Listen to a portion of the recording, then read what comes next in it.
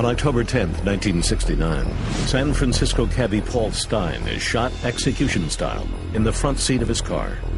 3 days later, the San Francisco Chronicle receives a letter double-posted and addressed in blue felt-tip pen. The return address has been replaced by a cross circle.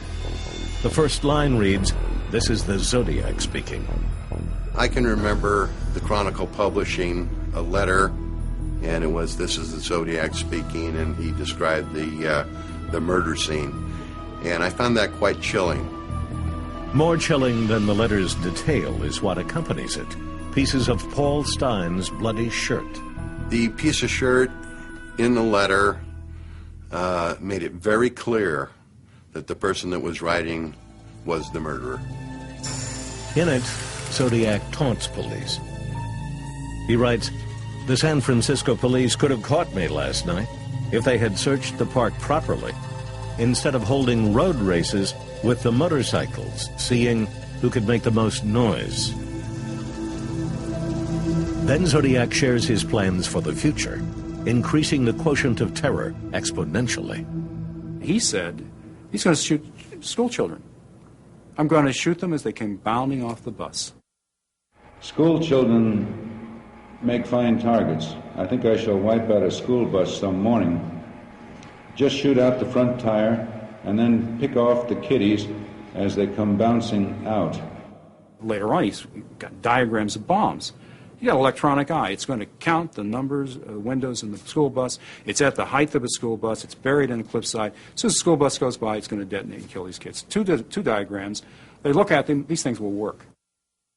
This guy is a pathological psycho killer. There's no doubt about it. With the Stein murder and subsequent letter, Zodiac is finally where he wants to be, at the very center of attention, holding a major American city under his thumb. Mel Nicolai is a special agent with the California Department of Justice. You had to believe it. I mean, you couldn't discount it. You had to take it into consideration because he'd already killed several people, and why wouldn't he shoot some kids? Now, of course, the reaction was they've got small fixed-wing planes flying behind the buses. People volunteer their own time as armed guards. There's squad cars. It was incredible. It was absolutely incredible. It is your worst fear, you know, to have children threatened and to have the possibility of children killed for no purpose whatsoever other than to kill. With confirmed Zodiac attacks in Vallejo, Napa, and now San Francisco, the chase is on. An army of detectives hoping to catch the country's most notorious killer, and in the process, perhaps make themselves a career. One officer told me, he said, "This is the ace of cases. The guy who solves this is going to be the greatest detective there ever was." And so what you had is you had competing police departments in Napa and Vallejo and San Francisco, and eventually Riverside, California, and even Oakland PD. And these people are all competing against each other.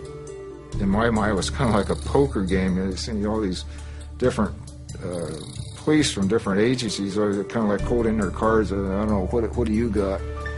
Hoping to head off such problems, Mel Nicolai convenes an official Zodiac task force, a place where police could share information and hopefully not step on each other's toes.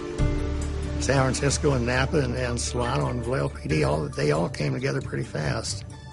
Once they determined who, they're all working on the same individual. It was kind of a brainstorming session. We'd bring our files up there, and all the detectives would get together that are working on the case and make sure that we were touching base with one another, and they were all privy to the same information. The task force focuses on its best leads.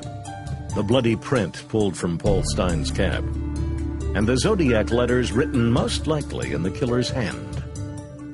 The letter forms are rather childish, unskilled. John Shimoda is one of several handwriting experts poring over script from the Zodiac letters. I put myself zeroed in looking for the letter K because three-stroke letter K, and usually people don't make that type of K with that type of stroke. Using handwriting experts and fingerprint cards, detectives shuffle through hundreds of suspects and field thousands of calls from an anxious public. phone calls and from all over the country, California and all over. They were calling names of people they thought might be responsible. Everybody had an idea who it might be, you know. Bits and pieces of information, leads and tips from people who want to help catch the Zodiac killer have been pouring into police headquarters here at the Hall of Justice for the last few days. We were getting hundreds and hundreds of them, and you know, we didn't have computers in those days, and all we had was a little file index, and we'd put the name on the suspect on a 3x5 card and put the physical description down and how we eliminated them through prints or handwriting, and that was it. While the task force struggles, Zodiac enjoys himself writing more letters and reveling in his newfound status as a celebrity. You were dealing with a highly intelligent man who wanted to tell you who he was, and yet couldn't. You know, he wanted the publicity, he wanted the ego, and I think the publicity eventually became the driving force behind his crimes.